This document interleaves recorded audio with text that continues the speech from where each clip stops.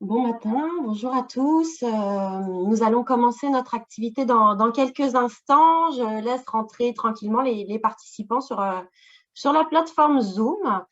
Bonjour et bienvenue à notre panel de discussion sur le Royaume-Uni. Je me présente, Raphaël Mandelbaum, directrice du service aux entreprises à la Chambre de commerce de l'Est de Montréal. Je serai votre animatrice pour l'activité de ce matin organisée par notre service d'aide à l'exportation. En quelques mots, la mission de notre service d'aide à l'exportation est de former, préparer, accompagner les entreprises de l'Est de Montréal dans leur développement d'affaires hors Québec, et ce, par le biais de services conseils personnalisés et des activités de formation en commerce international, comme celle qui nous réunit aujourd'hui. C'est plus de 200 entreprises que nous appuyons chaque année, et ceci est rendu possible notamment grâce au soutien financier du ministère de l'Économie et de l'Innovation ainsi que Développement économique Canada pour les régions du Québec. Un grand merci également à Desjardins qui est partenaire de cet événement de ce matin. L'activité prendra la forme d'une discussion avec deux experts du marché britannique. Vous verrez dans quelques instants qu'ils maîtrisent plutôt bien leur sujet. Nous sommes ensemble environ pour 75 minutes afin de parler du Royaume-Uni et plus précisément comment y réussir vos affaires. Si vous avez des questions, nous vous invitons à les poser dans le chat ou dans le Q&A. Sachez qu'on a prévu du temps à la fin de l'échange pour prendre les questions du public. Alors, n'hésitez pas, je les poserai, écrivez-les, puis je les poserai moi-même à nos deux invités. Donc, partenaire d'affaires de premier plan avec plus de 67 millions d'habitants, le Royaume-Uni est le 5e partenaire commercial du Canada. Le pays bénéficie d'une économie diversifiée, d'un marché de consommation prospère, d'une main-d'œuvre qualifiée. C'est un marché mature. Par ailleurs, l'accord de continuité commerciale entre le Canada et le Royaume-Uni, qui est entré en vigueur il y a un an à peu près, au 1er avril, préserve l'accès préférentiel au marché pour les exportateurs canadiens, en dépit du Brexit, dont ce que ça veut dire, c'est que l'élimination des droits de douane là, sur 98% des produits exportés est toujours là pour les exportateurs canadiens. Donc, je m'arrête là pour l'introduction. Je vais laisser la parole dans un instant à nos invités. Tout d'abord, quelques mots pour vous les présenter. Solène Quintard est directrice du bureau de représentation du CIC à Londres. Elle a rejoint le CIC en 2017 et accompagne les entreprises dans leur stratégie de développement à l'international. Elle a une solide expérience internationale ayant travaillé en développement d'affaires pour des entreprises françaises, australiennes et espagnoles. Solène est titulaire d'une maîtrise en marketing international de l'université Paris 12 Nanterre-La Défense. À noter que Desjardins s'est associé depuis plusieurs années au groupe bancaire européen CIC, pour qui Solène donc travaille, et a mis sur pied la solution Passeport Affaires. Cette initiative, en fait, permet aux entreprises québécoises d'accéder à un réseau d'experts un peu partout dans le monde, là, dans une cinquantaine de pays, et de vous faire bénéficier finalement d'un savoir-faire local, multisectoriel pour votre développement d'affaires à l'international. Notre deuxième invité, Dominique Toupin, est directeur des affaires économiques à la délégation générale du Québec à Londres depuis août 2019. Depuis juillet 2021, il agit également à titre de chargé d'affaires de la délégation. Entre juillet 2013 et août 2019, Dominique a œuvré au sein du ministère des Relations internationales et de la francophonie du Québec. Il a débuté sa carrière dans la fonction publique québécoise à l'Assemblée nationale du Québec, où il a occupé diverses fonctions dans les domaines des relations interparlementaires et internationales, du protocole et des communications. Sachez que l'équipe de Dominique à Londres a notamment pour mission d'appuyer les exportateurs québécois en offrant des conseils sectoriels de la veille commerciale. Ça vous donne accès à des événements majeurs, la participation à des missions commerciales. Et puis, ils offrent également de l'aide aux entreprises et aux institutions de recherche pour l'établissement de partenariats, d'alliances stratégiques, de collaboration, de transfert de technologie. Merci à tous les deux d'être avec nous ce matin depuis Londres. Finalement, le virtuel a ses avantages. Là, on peut aujourd'hui avoir des activités, organiser facilement des activités avec des invités qui sont loin de nous. Donc, merci beaucoup. Pour démarrer la conversation, vous assurer que tout le monde est bien à l'écoute. On avait une question à vous poser, cher public. Elle s'affiche présentement à votre écran. on se demandait qui parmi vous faisait déjà affaire au Royaume-Uni. Ça va nous permettre finalement à nos invités de jauger un petit peu votre connaissance là. Donc, qui fait déjà affaire, qui n'y fait pas encore. Puis, on va pouvoir démarrer. Le résultat va s'afficher également.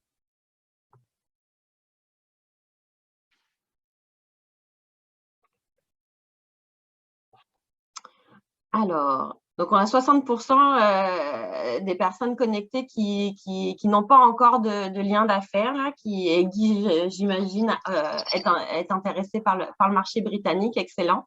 Et puis le reste qui est un peu expérimenté ou voire plus. Excellent, ben, parfait. Ça lance la discussion, ça nous donne un aperçu. Merci beaucoup. Fait que sans plus tarder, je vais me tourner vers Dominique Toupin pour la première question. Juste pour mettre un petit peu la table, en quoi le marché britannique finalement représente un intérêt pour les entreprises québécoises et canadiennes. Question assez globale. Dites-nous tout.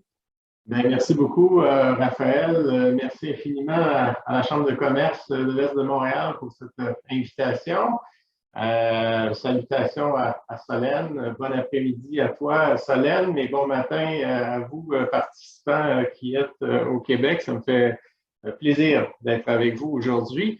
Alors, Raphaël, tu me permettras tout d'abord d'apporter une petite correction à la présentation que tu as faite, puis l'erreur m'en revient. Oui, j'ai agi comme chargé d'affaires depuis le mois de juillet passé, mais notre nouvelle déléguée générale est arrivée. Elle est arrivée à Londres la semaine dernière. Il s'agit de Mme Lynne Rivard.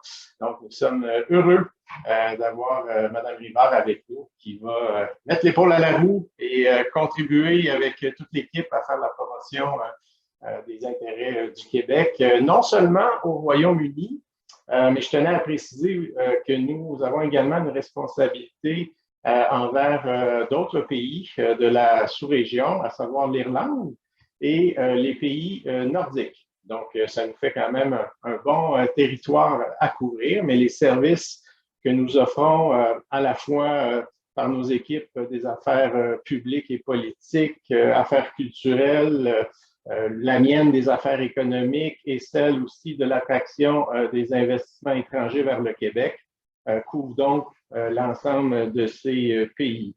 Bien sûr, je dois également spécifier qu'au niveau des affaires économiques, d'appui aux entreprises québécoises en matière de développement de marché, d'exportation, notre équipe ici à la Délégation générale du Québec à Londres, comme c'est le cas dans l'ensemble du réseau des bureaux du Québec à l'étranger, vous savez qu'on en a maintenant au-delà d'une trentaine de représentations à l'étranger dans 18 différents pays à travers la planète.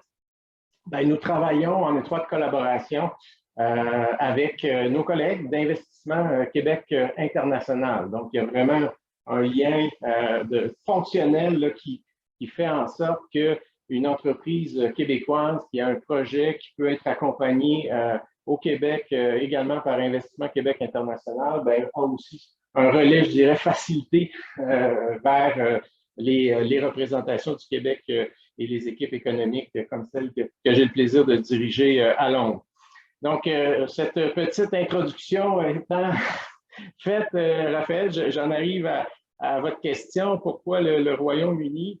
Ben, vous l'avez évoqué, c'est quand même une économie en termes de richesse extrêmement importante là, à l'échelle mondiale.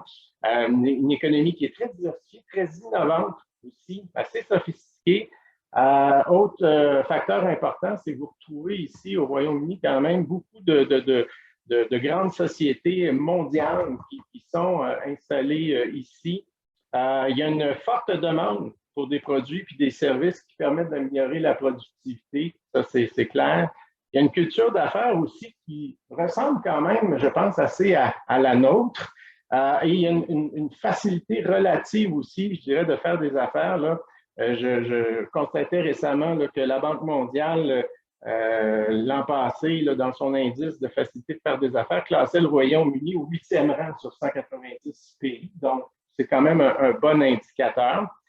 Pour le Québec, en termes de marché, de partenaire commercial, le Royaume-Uni, c'est en 2021, son 10e client au Québec. On a exporté des produits pour une valeur de un peu plus de 1 milliard de dollars. On en a importé pour presque 3 milliards. C'est notre 8e fournisseur. Et on a aussi quelques 170 filiales britanniques présentes au Québec. Donc, ça aussi, ça renforce le lien. C'est le 3e pays là, en importance là, pour ce qui est des investissements étrangers au Québec. Et ça, c'est un facteur aussi très important à considérer. C'est une société ici, un marché où le secteur des services est particulièrement important. C'est pour le Canada, le Royaume-Uni, son 2e plus important partenaire en matière de commerce de services après les États-Unis. Donc ça, c'est significatif. Puis je terminerai en disant que Londres, malgré les soubresauts, et on en reparlera un peu, qu'on pu peut-être créer le Brexit notamment, demeure une place financière mondiale de premier plan. C'est pas pour rien que la Caisse de dépôt et de placement du Québec, par exemple, a un bureau ici et qu'on a beaucoup d'entreprises québécoises dans le secteur des fintech aussi qui viennent rendre visite, nous rendre visite sur une base régulière. Donc voilà. Merci beaucoup. Est-ce qu'on a le nombre de filiales québécoises ou canadiennes au Royaume-Uni? En termes des chiffres canadiens, non, je n'ai pas cette réponse-là, mais on essaie du mieux qu'on peut de suivre un peu le nombre d'entreprises qui pourraient être établies ici, avoir une présence à l'échelle québécoise. Là. Puis, aux dernières évaluations qu'on faisait, on était près de quand même là, 150 environ. Mais je vous dis ça sous toute réserve, c'est quand même... c'est pas une étude scientifique, je vous dirais. Là. Okay. Merci beaucoup, Dominique. Je vais me tourner vers Solène à présent. Comment on s'y prend finalement là, pour démarrer, pour réussir ses affaires au Royaume-Uni comment bien se préparer qu'est-ce qu'il faut savoir là? On avait 60% des personnes présentes qui n'avaient pas encore de liens commerciaux. Et puis, je sais, Solène, que vous accompagnez des PME à la fois européennes et canadiennes depuis quelques années. Dites-nous tout. Oui, merci Raphaël, bonjour à tous. Oui, effectivement, donc nous, étant intégrés au sein du CIC, donc la banque, le crédit industriel et commercial, et donc le CIC en fait a créé un réseau d'agences à travers le monde, un réseau de bureaux de représentation pour justement venir en aide à ces entreprises, alors principalement françaises parce qu'on travaille pour nos clients, mais également aux entreprises canadiennes de plus en plus, puisqu'on a du coup ce partenariat avec Desjardins, aux entreprises du coup de clientes de Desjardins auxquelles on fournit justement ces mêmes services. On a un petit peu cette double vision. Eh bien, je dirais qu'il y a plusieurs choses à prendre en compte. La première, c'est de bien étudier son marché. Alors, ça peut paraître un peu bateau de dire ça comme ça. Vous allez me dire, oui, bien sûr que je vais étudier mon marché. Mais c'est vrai que les Britanniques peuvent se sentir assez facilement offensés si une entreprise, qu'elle soit d'ailleurs canadienne ou autre, arrive sur un marché en pensant tout connaître. C'est vrai que c'est important d'être assez humble et de bien étudier, donc, notamment la concurrence, parce que c'est vrai que le marché britannique, c'est quand même un marché qui est très tourné vers le prix. Donc, c'est important de bien étudier cela. J'ai un exemple d'une entreprise qu'on accompagne en ce moment qui fabrique des produits donc, dérivés d'érable, des maple toffee cones. Vous connaissez sûrement mieux que moi, j'ai jamais eu la chance de goûter, ça a l'air très bon. Et bref, tout ça pour dire qu'on travaille pour cette entreprise-là qui fabrique donc ces produits et elle avait besoin, comme c'est des produits qui sont assez inconnus sur le marché britannique, d'avoir des connaissances en fait sur les prix des produits d'érable en fait au Royaume-Uni. Et donc c'est une des actions qu'on a pu réaliser pour eux, d'aller justement en magasin faire des relevés de prix.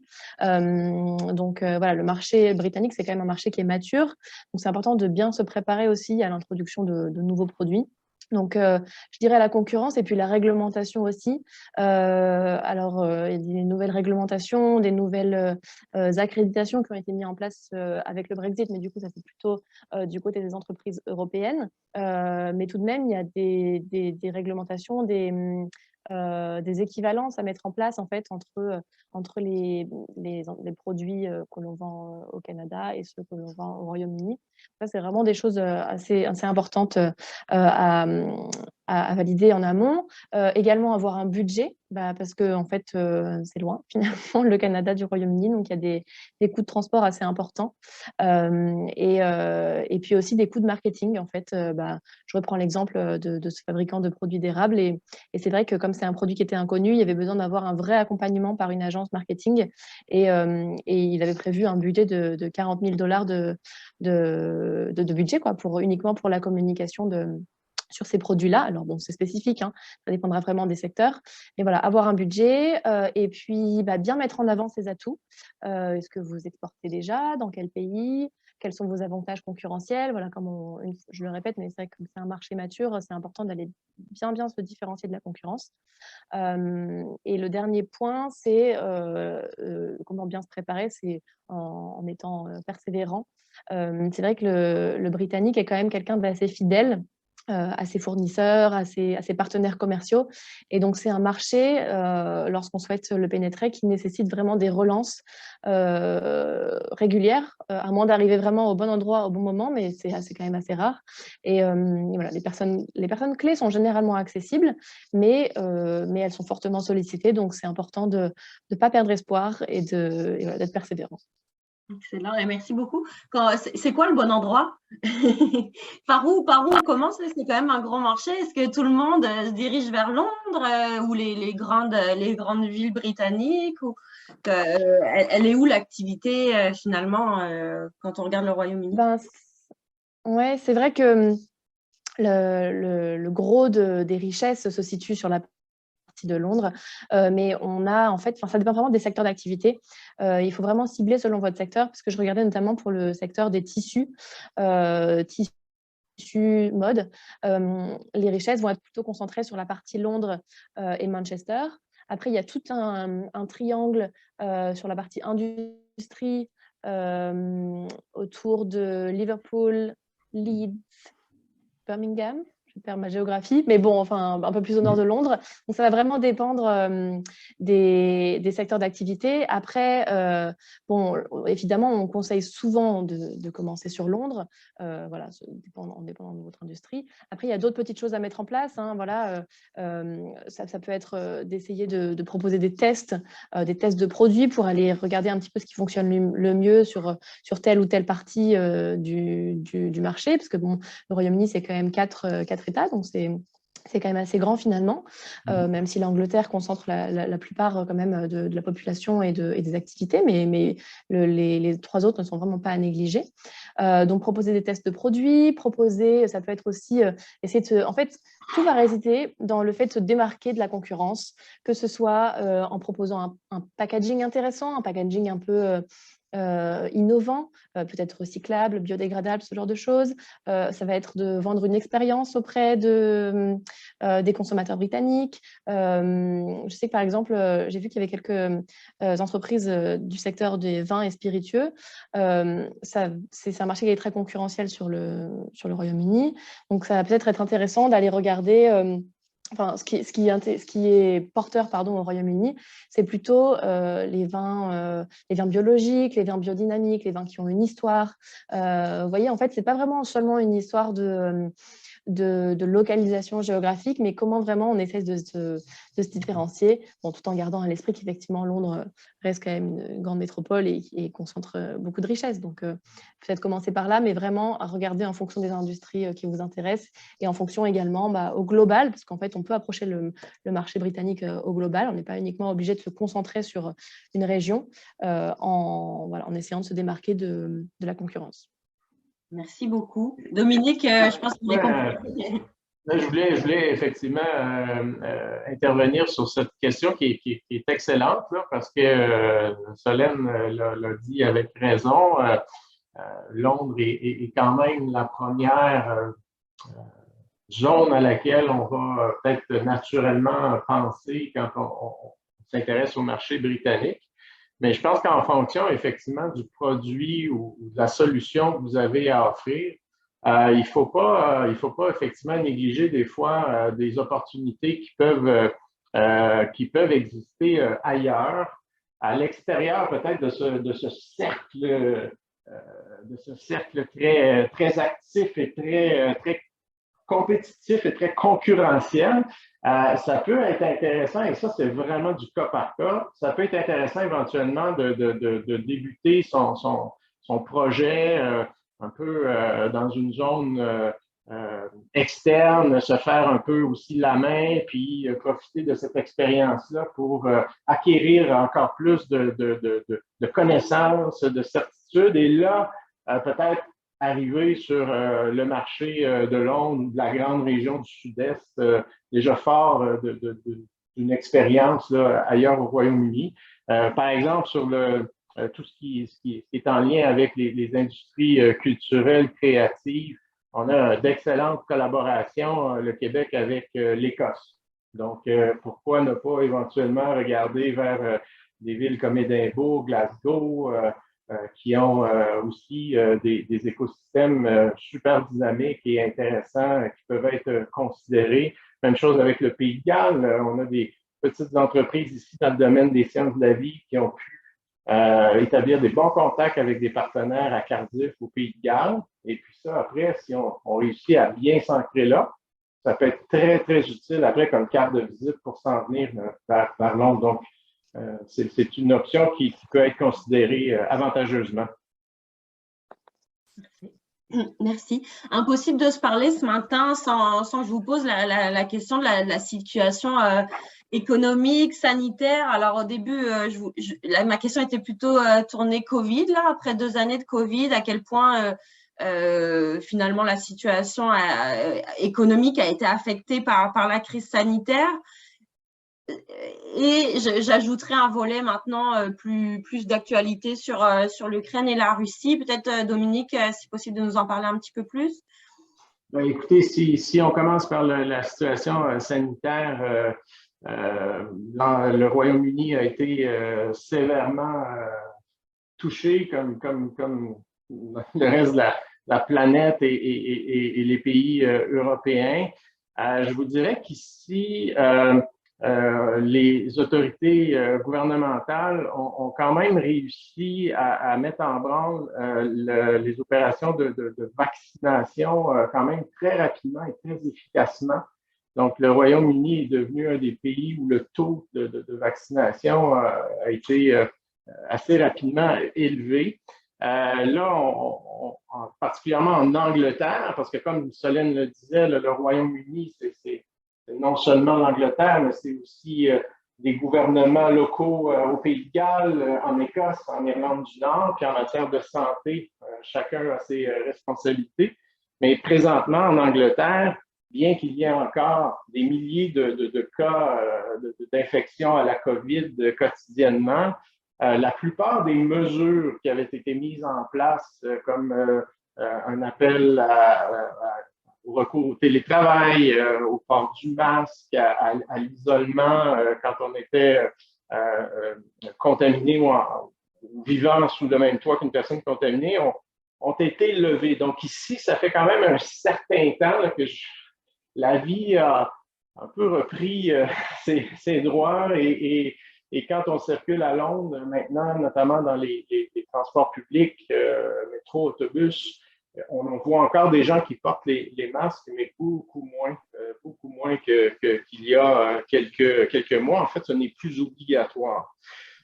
Ceci étant dit, au Royaume-Uni, depuis 2 ans, on a quand même eu avec cet événement politico-économique marquant qui est cette sortie du Royaume-Uni de l'Union européenne, au même moment où la crise COVID frappait, eu un peu des éléments qui ont créé une tempête, là, je dirais, assez parfaite. Là. Donc, c'est sûr que l'économie britannique a été assez sévèrement touchée par ces 2 phénomènes-là et ça a créé une situation aussi où Ça a été quand même, et c'est encore difficile là, de pondérer puis de mesurer exactement qu'est-ce qui peut être attribuable à un facteur ou à l'autre. Et puis, s'ajoute, vous l'avez mentionné, là, malheureusement, là, cette incertitude aussi, cette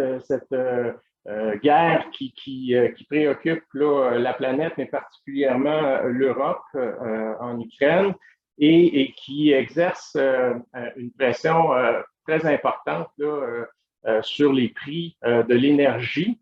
Et ça fait un certain temps ici là, que, en Europe en général, mais particulièrement au Royaume-Uni, là, que les prix de l'énergie montent, qui crée quand même une certaine poussée inflationniste. Mais bon, le Royaume-Uni étant un grand pays, un pays riche relativement parlant, le gouvernement a quand même été capable, comme au Canada et dans d'autres pays de l'Occident, de délier les cordons de la bourse, de mettre en place plusieurs programmes pour aider à amoindrir le choc et faire en sorte là, que l'économie puisse continuer de prospérer. En termes de secteurs qui ont pu être affectés et qui le sont encore, c'est certain que le Royaume-Uni est un pays qui vit beaucoup de l'industrie aussi du tourisme. Alors ça a été particulièrement difficile. Le secteur de l'aéronautique, bien entendu, a été touché. Mais en même temps, comme c'est le cas, je pense, au Québec, au Canada et ailleurs dans le monde, beaucoup de secteurs là, qui sont liés à l'utilisation des nouvelles technologies de l'information ont quand même pu bénéficier là, de la situation, là, tout ce qui a trait au commerce en ligne. Je vous ai parlé de jeux vidéo, l'industrie aussi des sciences de la vie. Ici, le Royaume-Uni, il y a un des vaccins AstraZeneca, là, il a été trouvé ici. Là, donc, c'est un secteur qui est extrêmement important ici, là, puis qui a pu, malgré tout, quand même tirer son épingle du jeu, je dirais, là, malgré le contexte là, difficile des derniers mois. Excellent. Comme je disais tout à l'heure, là, juste pour peut-être le rappeler, là, finalement, avec l'accord de continuité commerciale là, qui a été signé entre le Canada et le Royaume-Uni, le Brexit n'a pas eu de conséquences néfastes finalement sur les échanges commerciaux entre nos deux pays. Bon, écoutez, c'est sûr que le Canada et le Royaume-Uni ont rapidement réussi à signer une entente temporaire là, de continuité commerciale, vous l'avez dit, qui est entrée en vigueur officiellement en avril 2021, puis qui est en fait un copier-coller de l'AECG. Ils ont fait un rollover, comme on dit, de l'AECG. Donc, on peut continuer effectivement comme Canadiens à faire des échanges avec le Royaume-Uni, un peu comme on le faisait avec le reste des pays de l'Union européenne. Maintenant, le Royaume-Uni a aussi signé une entente commerciale avec l'Union européenne qui prévoit zéro tarif, zéro quota, mais cependant, comme on n'est plus dans un espace d'union économique et douanière, on est plutôt maintenant dans une relation d'accord de libre-échange commercial, mais il y a des formalités là, maintenant administratives qui ont été mises en place pour contrôler les flux de commerce entre le Royaume-Uni et le reste de l'Union européenne. Donc, on entend souvent ici des gens signaler que ce red tape supplémentaire complique quand même la tâche à des entreprises tant britanniques qu'européennes qui, pendant de nombreuses années, pouvaient, sans se soucier de ces considérations-là, faire du commerce. Donc, une fois qu'on a dit ça, pour les entreprises canadiennes et québécoises, ben, il faut peut-être en tenir compte parce qu'il y a 10 ans, si on avait une stratégie pour l'Europe, qu'on voyait éventuellement le Royaume-Uni comme une plaque où on pouvait expédier et à partir de là réexpédier vers le reste de l'Europe, il faut peut-être revoir, repenser sa stratégie. Certaines entreprises qui étaient établies ici ont fait le choix d'ouvrir une deuxième place sur le continent. Donc, ça comporte quand même certaines conséquences. Et en ce qui a trait à la relation entre le Canada et le Royaume-Uni, on sait que les négociations officielles pour conclure un accord commercial permanent entre le Canada et le Royaume-Uni vont officiellement débuter à la fin du mois de mars. Donc, il y a une volonté de la part des deux pays de conclure un accord ambitieux, permanent. Et je pense qu'il y a un contexte là, mondial qui favorise un renforcement des liens entre deux pays qui sont des alliés aussi là, traditionnels et qui peuvent s'aider justement à peut-être sécuriser des chaînes d'approvisionnement, sécuriser les échanges. Donc, ça va être à suivre avec intérêt. Exactement, ça va être à suivre. Puis c'était ma prochaine question finalement pour Solène. Qu'est-ce qui fonctionne en termes de stratégie d'entrée à privilégier pour le Royaume-Uni? Et puis, on va me répondre que ça dépend du secteur d'activité, etc. Mais finalement, qu'est-ce qu'on voit le plus là? Et puis surtout, effectivement, comme le mentionnait Dominique, avec le Brexit, on fait plus qu'on veut au sein de l'Union européenne en termes de distribution, etc. Mais de votre expérience, des entreprises que vous accompagnez, qu'est-ce qui marche le mieux? Est-ce qu'on est mieux d'y aller avec de la distribution, de la représentation locale, une implantation? Est-ce qu'il y a encore des barrières, même si c'est un marché mature qu'on connaît bien, ou en tout cas qui est un partenaire historique du Canada, est-ce qu'il y a encore quand même des barrières à l'entrée qu'on aperçoit? Alors en fait, c'est vrai qu'on a vu un vrai changement, en tout cas surtout avec les entreprises européennes, un changement de stratégie d'entrée sur le marché britannique. Avant, c'était beaucoup d'entreprises qui souhaitaient trouver un partenaire commercial. Avant le Brexit, j'entends, trouver un partenaire commercial de type distributeur, on va dire, pour des schémas de distribution classiques. Et les échanges fonctionnaient très bien. Et on a remarqué ces dernières années de plus en plus de stratégies, alors soit de croissance externe, alors c'est pas forcément les mêmes budgets, mais voilà, on a vu quand même beaucoup de croissance externe, de rachat d'entreprises locales. Et puis aussi des créations de structures, en fait, tout simplement, parce que des entreprises, notamment, qui exportaient via justement un partenaire commercial, ont fait le choix de créer une structure britannique et de façon à réaliser l'importation eux-mêmes de leurs produits, par exemple pour des entreprises françaises. Donc ça, c'est des changements un petit peu de stratégie qu'on a vu ces derniers temps. Après, ce qui est important, c'est de ne pas reproduire en fait le même schéma de distribution ou la même stratégie marketing qu'au Québec, puisque là, on parle d'entreprises québécoises, par exemple. Mais vraiment d'essayer de s'adapter aux conditions du marché. C'est vrai qu'il faut parfois communiquer différemment, approcher les acheteurs d'une autre manière. On en parlera un petit peu après. Et ce qui est important aussi voilà, en termes de stratégie, c'est d'être très réactif. Par exemple, moi, je reçois souvent des réponses à des emails, que ce soit en interne ou à des collègues britanniques ou à des partenaires commerciaux, qui s'excusent au bout d'une demi-journée après que j'ai envoyé le premier email, en disant « Je suis désolée de ne pas vous avoir répondu, je suis désolée de mon retard ». Ou alors que quand on communique avec des Français, c'est quand même pas le même standard. Très anglo-saxon. Oui, oui. Après, c'est vrai que c'est très anglo-saxon. Mais voilà, donc être réactif, vraiment battre le fer quand il est chaud. Et puis, donc effectivement, après, les stratégies dépendent bien sûr de chaque industrie. Une fois de plus, communiquer sur les caractéristiques phares du produit et essayer de vraiment de répondre aux questions. En quoi est-ce que mon produit, il va se démarquer? En quoi est-ce qu'il peut intéresser l'acheteur plus qu'un autre produit? Quels sont vraiment les avantages ciblés et les critères de distinction de mon produit ou de mon service vis-à-vis des autres? Parce que vraiment, pour moi, l'un des principaux obstacles, enfin en tout cas, c'est ce qu'on remarque, c'est aussi le manque d'adaptabilité des produits au marché local. Ça peut être, je sais pas moi, des packaging qui ne sont pas adaptés ou alors de ne pas prendre en compte la culture britannique lors des échanges avec les acteurs locaux. Donc voilà un petit peu pour essayer d'être assez général. Je sais que ça dépend vraiment de chaque chaque projet et chaque entreprise. Est-ce qu'il y a des certifications pour des produits électriques, des choses comme ça qui sont exigées pour des produits canadiens?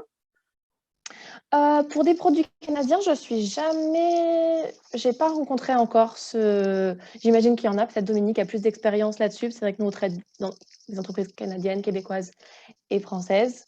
Mais en tout cas, c'est pas quelque chose que j'ai vu récemment. Je sais pas, Dominique, si toi, de ton côté, ça… Ah oui, il y en a effectivement. Puis en fait, en sortant de l'Union européenne, le Royaume-Uni s'est trouvé à devoir mettre en place ses propres certifications et normes. Donc oui, avant de penser à arriver ici avec un produit électrique, par exemple, tout ça, il faut bien sûr s'enquérir de ces questions-là. Même chose pour la protection aussi de votre marque. Il y a aussi maintenant un organisme britannique spécifique là, qui s'occupe de ces choses-là. Puis il faut en être conscient. Là. Donc, il faut bien s'enquérir de cela aussi, là, parce que c'est dommage. Si on ne s'en préoccupe pas, à un moment donné, on peut avoir des mauvaises surprises. Puis, pour rebondir un peu sur ce que Solène disait, là, pour maximiser vos chances de succès, oui, bien faire valoir ce qui distingue votre produit, mais consacrer du temps avant de contacter votre cible, votre client potentiel, consacrer du temps à bien étudier, lui, ce qu'il offre, ce qu'il a comme caractéristique et où précisément peut-être vous pensez que vous pouvez lui apporter une plus-value. Donc, c'est bien de parler de soi, mais si vous êtes capable de bien parler de vous et en faisant des liens efficaces avec des besoins que vous avez pu déceler ou découvrir chez ce client-là, ben là, vous augmentez d'autant plus vos chances que la réaction soit positive. Il faut parler du nous, finalement. Voilà, une règle de base dans la vie qui s'applique très bien au commerce aussi. Finalement, ça prend combien de temps là pour percer le marché là, pour rentabiliser aussi des démarches là, on parlait de budget tout à l'heure, là, pas négliger le temps et l'argent à investir même sur ce marché-ci, si je comprends bien. Oui, ben oui, après, alors, donc en termes de temps, c'est un marché qui prend quand même plusieurs mois pour être pénétré. Nous, les accompagnements qu'on réalise sont généralement entre 3 et 6 mois, je vais dire. Bon, ça dépend vraiment des projets, bien sûr. Mais voilà, le principal, c'est d'être persévérant, comme je le disais tout à l'heure. Donc, c'est vrai que ça peut prendre plusieurs mois pour obtenir des résultats et beaucoup de relances. Après, il y a quand même des opportunités à prendre, des stratégies à développer justement et à adapter selon le marché ciblé. Donc, c'est en ça que nous, justement, et Dominique également, on est en capacité de vous assister, vous orienter peut-être vers des stratégies à adopter. Et puis ensuite, en termes d'argent, il y a plusieurs choses. En termes d'investissement, ça va être tout ce qui est coût d'expédition des produits. On a travaillé pour un fabricant de purificateurs d'air québécois qui en fait cherchait un partenaire commercial au Royaume-Uni. Mais les coûts d'envoi des produits étaient tellement élevés, je crois que c'était entre 600 et peut-être 900, on va dire, je ne sais plus exactement, dollars pour envoyer un purificateur d'air, ce qui était, je sais pas, la moitié du produit, par exemple. C'est des produits assez haut de gamme. Et donc, il avait vraiment besoin d'avoir un partenaire local sur place pour que lui soit en capacité de stocker ces produits-là, de faire du stock pour les revendre ensuite sur le marché britannique. Donc ça va être des choses à prendre en compte. Et puis, les coûts marketing, on en a un petit peu parlé tout à l'heure, bien sûr. C'est important, surtout si c'est des produits qui sont assez innovants. Et tout à l'heure aussi, Dominique le mentionnait justement, tout ce qui est formalité douanière, c'est également plus compliqué. Donc, c'est des investissements en temps aussi, des investissements peut-être en formation de collaborateurs, sur tout ce qui est remplir des déclarations douanières, ce genre de choses, ou alors passer par un transitaire qui va le réaliser pour vous. Donc ça, c'est des choses aussi que les entreprises européennes rencontrent. C'est pas forcément des frais, des droits de douane, mais c'est plutôt des frais qui découlent en fait de ces nouvelles réglementations. Donc c'est vrai que c'est pas un marché où on rentre comme ça de façon en 5 minutes et avec un tout petit budget. Après, bien sûr, tout dépend de ce que vous vendez et ce que vous proposez. Hein. Si c'est révolutionnaire, tout peut arriver. Mais voilà un petit peu ce que j'en dirais. Attention à son coût de revient finalement, puis à son prix à l'export là qui doit être travaillé, vraiment faire attention aux différents. Il ne faut pas sous-estimer effectivement les coûts ici. Le coût de la vie est quand même très élevé. Là. Quand vous arrivez, si ce n'est que pour une première mission exploratoire et que vous comptez passer 10 jours ici à Londres, ça prend quand même un bon budget, si ce n'est que pour l'hébergement et l'alimentation. Mais ce que je veux dire par là, c'est que ce coût de vie cher, il s'applique à tout. Là. Donc, il faut bien le prévoir.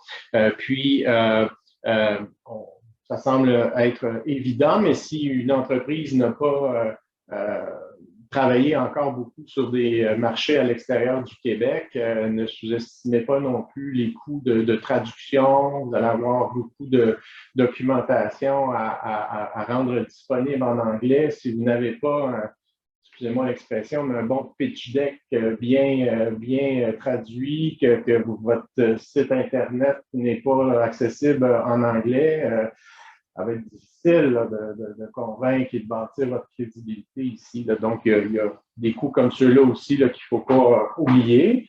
Puis, je pense qu'en fonction de votre secteur, du secteur dans lequel vous évoluez, toujours une stratégie gagnante de peut-être parler avec des pairs, d'autres entrepreneurs, d'autres entreprises québécoises ou canadiennes qui ont pu vivre une expérience et qui peuvent vous en témoigner. Là. Et ça, c'est précieux, hein, parce qu'un cas vécu, il y a beaucoup de services qui sont disponibles là, à la fois par des organisations comme celle de Solène, des organisations publiques comme la nôtre, mais une opportunité, une occasion de discuter avec un autre entrepreneur, une autre entreprise qui a vécu, qui est passé dans le même processus que celui que vous envisagez, ça peut vous éviter aussi de commettre des erreurs qui peuvent être extrêmement coûteuses si vous ne prenez pas le temps de bien vous préparer. Parfait. Et tant qu'on y est, peut-être, est-ce qu'on a, Dominique, une ou deux histoires à succès d'entreprises québécoises qui font affaire au Royaume-Uni Oui, écoutez, on a des belles histoires. Là. Je tiens à rappeler qu'on a plusieurs grandes sociétés québécoises qui sont bien établies ici, qui sont des joueurs respectés. Je pense à des CGI, par exemple, des WSP, vous avez des gens comme Bombardier, etc. Ce que je veux dire, c'est que la marque canadienne, la marque québécoise, elle est connue, elle est reconnue. En termes de belles histoires de plus petites entreprises, oui, on en a. On pense à des gens comme Plasticase qui font des équipements pour stocker des équipements, même avec des utilisations à des fins militaires qui sont arrivés ici il y a quelques années, tout petits, puis qui ont réussi à se faire connaître, puis qui font maintenant de très bonnes affaires ici. Encore récemment, une entreprise dans le domaine plus des sciences de la vie, Emovi, qui a développé une belle solution pour aider à diagnostiquer les problèmes de genoux, qui a réussi à force de présence soutenue, d'efforts, puis on les a aidés en facilitant l'organisation, même ici dans nos locaux de rencontres avec des spécialistes de la santé. à gagner donc des parts de marché et à faire des belles affaires. On a une entreprise ici maintenant qui est installée qui s'appelle Genetec dans le domaine de la sécurité. C'est maintenant une grande société, mais il y a une douzaine d'années, quand ils sont débarqués ici, ce n'était pas encore très grand comme société. Puis c'est une autre entreprise avec qui on a pu travailler, aider à mettre en réseau, puis à bâtir tranquillement la toile, qui fait en sorte qu'aujourd'hui, ils ont un super centre d'affaires ici à Londres, un centre de formation. Londres est devenu pour eux aussi une belle plaque là, pour rayonner même ailleurs, notamment vers le Moyen-Orient, etc. Donc, il y en a des très belles histoires. Ce sont aussi des histoires souvent où on va travailler en collaboration, non seulement avec nos autres collègues dans les autres délégations, parce qu'il y a des gens qui peuvent travailler sur plusieurs marchés à la fois. Mais dans le cas de Londres, on travaille aussi beaucoup avec nos collègues du Haut-Commissariat du Canada, par exemple. Donc, les délégués commerciaux, on échange avec eux, on discute, on essaie d'optimiser les appuis qu'on peut apporter à des entreprises. Super. Je voulais qu'on parle peut-être aussi de culture britannique. Comme on dit là, c'est pas un marché qui nous est c'est pas un marché qui nous est étranger au Canada. Mais ceci dit, est-ce qu'il y a des aspects un peu plus business là, des aspects business qu'on devrait comprendre, des impairs à éviter pour travailler avec des Britanniques? Je pense que Solène en faisait un petit peu mention tout à l'heure, être réactif peut-être, mais est-ce qu'il y a des choses des fois, ne pas arriver en terrain conquis là et se dire que bon, on se connaît bien avec les Britanniques, puis ça va être facile? Oui, j'ai noté quelques points que je voulais mentionner aujourd'hui. Donc, le premier, ça va être tout ce qui est gestion du temps et ponctualité. C'est vrai que c'est… Bon, alors tout d'abord, ça va peut-être faire écho aussi à la culture québécoise. Hein. C'est vrai que pour avoir travaillé aussi en Australie, on remarque quand même des similitudes. Donc, peut-être qu'aussi vous en retrouverez dans votre culture d'entreprise. Donc c'est vrai que la ponctualité, la gestion du temps, c'est très important. C'est très important d'arriver à l'heure et même d'ailleurs un peu en avance. Les retards sont finalement assez mal acceptés. Un autre point, ça va être peut-être de commencer les réunions avec des discussions informelles pour briser la glace. C'est toujours une bonne idée de parler de la pluie et du beau temps. Les Anglais sont passionnés par ce thème. Mais voilà, sans trop rentrer non plus dans la vie personnelle de votre interlocuteur et sans trop vous immiscer et d'entrer finalement assez rapidement dans le vif du sujet en termes de négociation commerciale. Ce qui est important de savoir aussi, mais je crois qu'au Québec, c'est quand même un peu pareil, c'est que l'utilisation des prénoms, elle est assez courante, hein, même dès la première prise de contact, même sur des postes à haute responsabilité, c'est quelque chose qu'on ne voit pas du tout en France, par exemple, ou dans d'autres pays européens, mais en tout cas, c'est vrai qu'au Royaume-Uni, enfin, je ne me souviens pas la dernière fois que j'ai appelé quelqu'un monsieur untel. Quoi d'autre? La politesse aussi, c'est un aspect central de la culture d'entreprise. Donc en fait, ça peut vraiment amener à des différences de perception parce que, par exemple, un refus, il est souvent exprimé de façon détournée et pour éviter d'offenser l'interlocuteur. Donc c'est vrai qu'il peut y avoir des incompréhensions de cette façon-là. Par exemple, une réponse qui est positive ou qui peut vous sembler positive sur, par exemple, une demande de renseignement de la part de votre interlocuteur britannique, ne veut pas forcément dire que votre produit ou que vos idées peuvent susciter l'enthousiasme. C'est vrai que c'est important de savoir lire entre les lignes et peut-être que voilà, si votre interlocuteur vous dit oui, peut-être, c'est un argument intéressant, en fait, j'imagine qu'il n'est pas vraiment intéressé. Donc Bon, c'est beaucoup de subtilité et l'humour quand même est assez utilisé pour briser la glace, pour détendre l'atmosphère, même dans un contexte d'affaires. Voilà, ce sont des relations qui sont quand même assez. Les Britanniques sont très sympathiques, hein, simplement, ce sont des personnes qui vont droit au but, qui sont voilà, pragmatiques qui ont une attitude respectueuse. Voilà, il faut apprendre à les cerner. Mais voilà un petit peu ce que je dirais. Je ne sais pas si ça ressemble, si quand même je ça ressemble un petit peu à la culture québécoise. Bon, vous savez sûrement mieux que moi. Peut-être Dominique, je ne sais pas s'il y a d'autres choses que vous voudriez ajouter, des conseils d'affaires pour venir en complément des propos de Solène. Ben, je pense que Solène a déjà fait une bonne liste, une belle liste de conseils puis de suggestions. Puis je reviendrai peut-être sur la question de l'importance ici de prendre le temps là, d'établir une vraie relation là, un peu plus personnelle. On commence par le face-à-face. On va prendre le temps de se parler. Puis quand on a vraiment établi cette confiance, là, ben là, par les courriels, là, ça peut aller. Là. Donc, c'est peut-être un petit peu moins rapidement transactionnel qu'aux États-Unis, par exemple.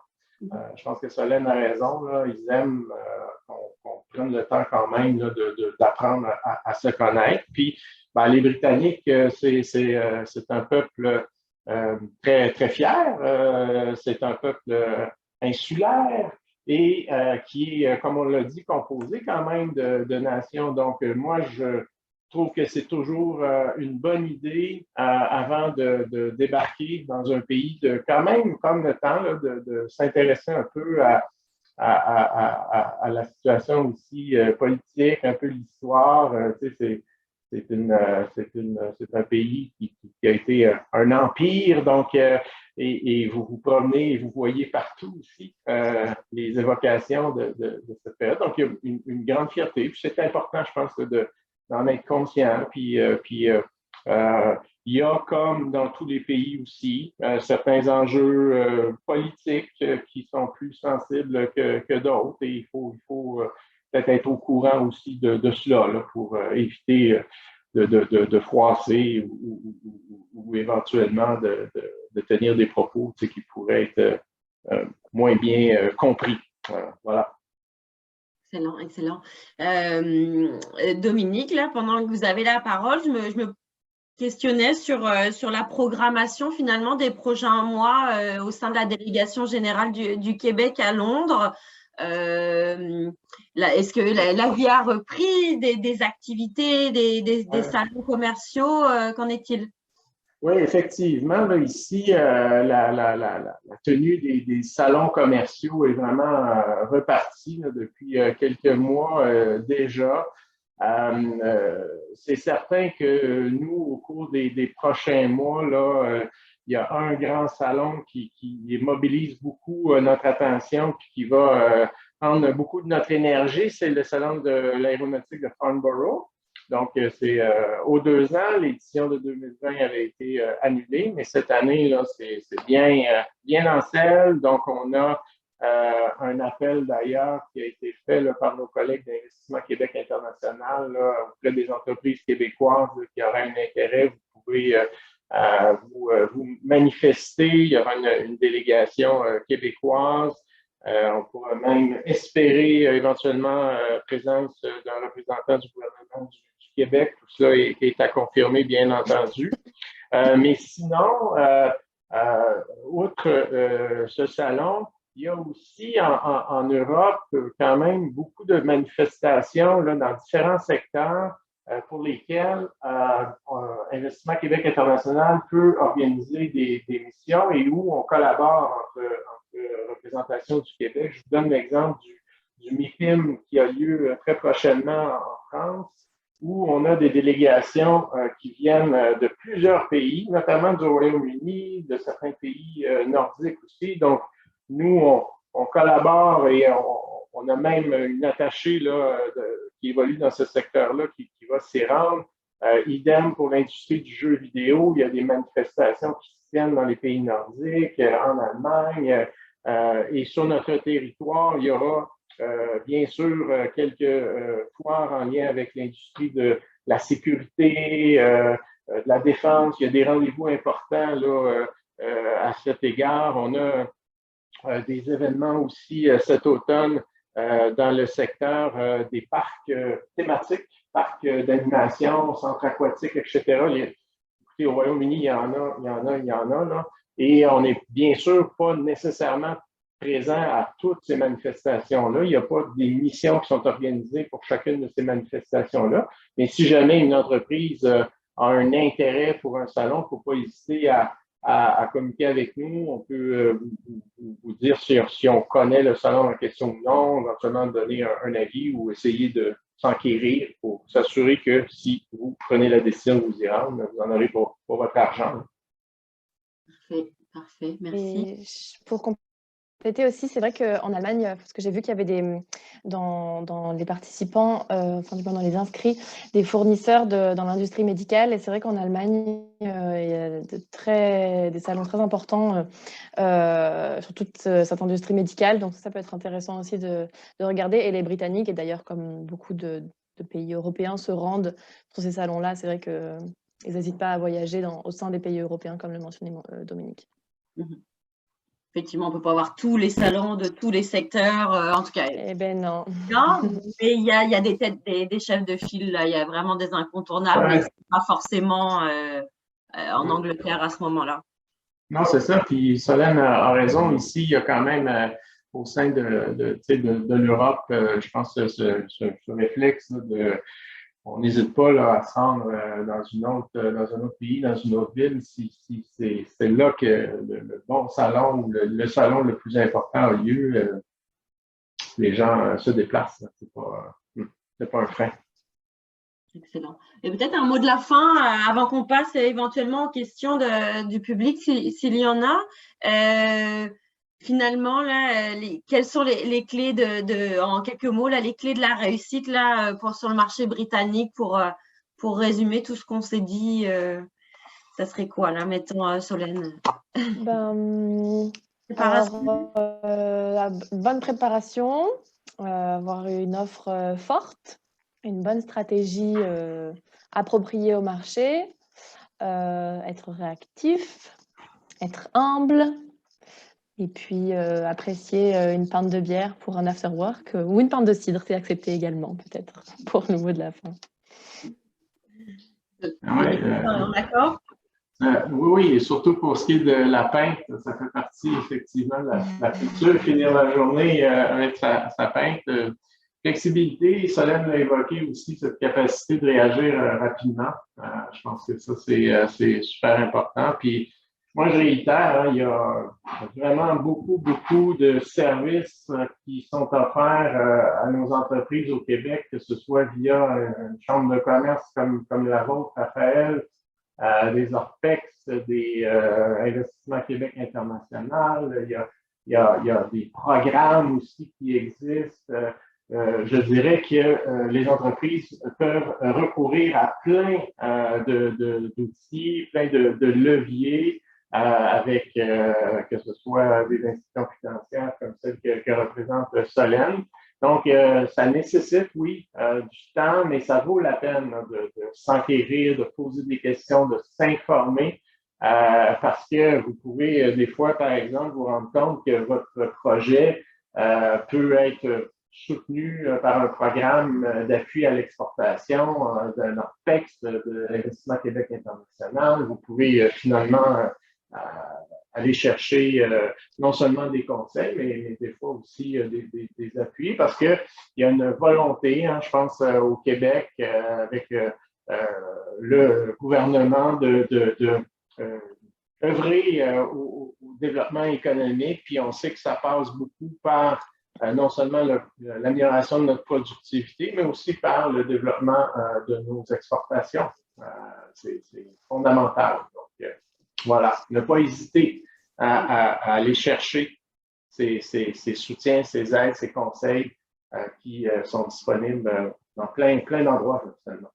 Et effectivement, merci pour le rappel. Là, on est vraiment choyé au Québec. Là, il y a beaucoup de soutien qui existe.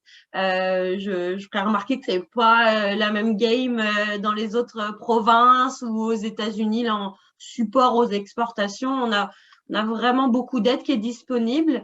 On prêche la bonne parole, on le dit. Donc, et on le pense. Venez nous voir, n'hésitez pas. Comme je disais tout à l'heure, on a quelques minutes éventuellement pour des questions. Fait que si vous avez des questions pour nous inviter, c'est le moment. Je vous invite à les inscrire dans le chat ou dans le Q&A aussi, si vous êtes plus à l'aise. On regarde les deux.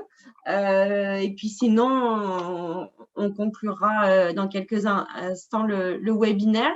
Je vois qu'il y en a une qui est présente. On nous demande quelle serait la perception des entreprises canadiennes et québécoises au Royaume-Uni. Dominique, on a touché un mot tout à l'heure, mais on peut se pencher un petit peu plus.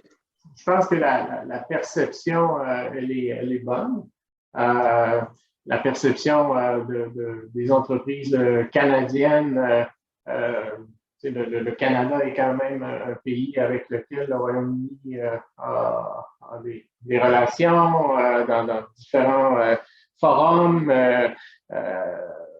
Maintenant, c'est sûr que ici, on l'a dit, c'est un marché très compétitif.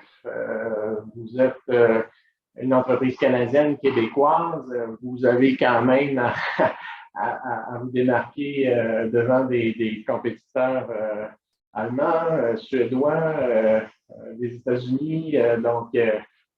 Mais ça, c'est un de nos rôles aussi ici dans les représentations du Québec, c'est de contribuer aussi à faire connaître la marque Québec. Puis on travaille ça, comme je disais, aussi en collaboration avec nos collègues du Haut-Commissariat. Puis, faites à noter, il y a d'autres provinces canadiennes là, qui ont des pieds à terre ici à Londres. Là. Les collègues de l'Alberta, ils sont, les collègues de la Saskatchewan bientôt, de la Colombie-Britannique, de l'Ontario. Donc, je pense que quand on réunit tous ces joueurs-là, ben, dans le fond, c'est positif parce que ça contribue à faire en sorte qu'il y ait de plus en plus de propositions qui arrivent du Canada et du Québec. Donc, voilà. Excellent. On a peu parlé peut-être chaîne d'approvisionnement. Je sais que peut-être Solène, c'est des sujets que le CIC traite davantage. Est-ce que effectivement nos entreprises, peut-être Dominique aurait la réponse aussi, s'approvisionnent au Royaume-Uni? Est-ce qu'il y a des opportunités ici à étudier en termes d'approvisionnement? Ben, nous, c'est vrai qu'on traite assez peu ce type de demande. C'est beaucoup de l'importation, pour le coup. Après, je pense qu'il y a quand même des opportunités et on y pense assez peu. En termes d'agriculture, d'agroalimentaire, il y a beaucoup de nouveaux produits qui sont introduits au Royaume-Uni.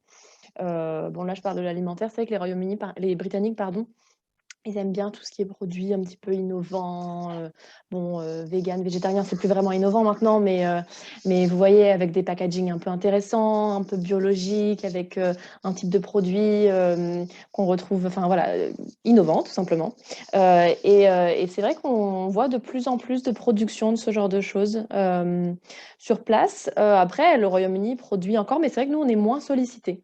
Donc voilà, on est capable de le faire également. Hein. C'est vrai que, par exemple, le CIC dispose de bureaux dans les pays du PECO, et là, c'est vrai qu'ils sont beaucoup plus sollicités sur ces problématiques d'approvisionnement.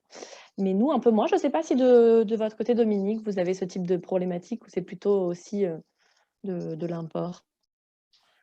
C'est sûr que nous, la clientèle avec laquelle on travaille, c'est plus en général de l'appui à l'exportation ou de l'importation ici. Maintenant, si vous avez un besoin particulier en termes de solutions pour remplacer un approvisionnement qui est en rupture, bon, on sait, là, ces derniers mois, il y a plein de situations comme celle-là qui ont été vécues par plusieurs entreprises. Ça peut être effectivement un endroit, le Royaume-Uni, où regarder. Là. Et il peut y avoir effectivement des solutions ici aussi. Puis, je le disais, je pense que c'est un peu dans l'esprit aussi, souhaitons-le que les discussions pour la conclusion d'un accord commercial permanent entre le Canada et le Royaume-Uni se tiennent. C'est profiter de cette occasion, de ce contexte aussi, là, où il y a beaucoup de bouleversements. On s'est rendu compte que ça peut être fragile, les chaînes d'approvisionnement, pour donc profiter de cette occasion pour mettre en place les conditions optimales, gagnantes, là, pour favoriser des partenariats gagnants-gagnants entre les entreprises canadiennes, québécoises et du Royaume-Uni. Puis, il y a peut-être effectivement des nouveaux flux qui peuvent se mettre en place. Puis, on a un autre exemple d'une société qui, il y a à peine un an et demi, n'aurait pas nécessairement pensé venir s'établir ici, puis travailler ici. C'est la Société québécoise Médicom qui produit des équipements de protection dans le secteur de la santé, puis qui a pu ouvrir une entreprise de production de masques ici au Royaume-Uni. Donc, tout ça pour dire que les chaînes bougent, les Britanniques ne s'approvisionnaient plus localement en termes de masques. Et là, il y a une ouverture, une occasion qui s'est présentée, elle a été saisie. Donc, voilà, il y aura et il va continuer d'y avoir du mouvement, c'est clair, au cours des mois et des années à venir. Puis malheureusement, je pense que la guerre en Ukraine aussi là, vient ajouter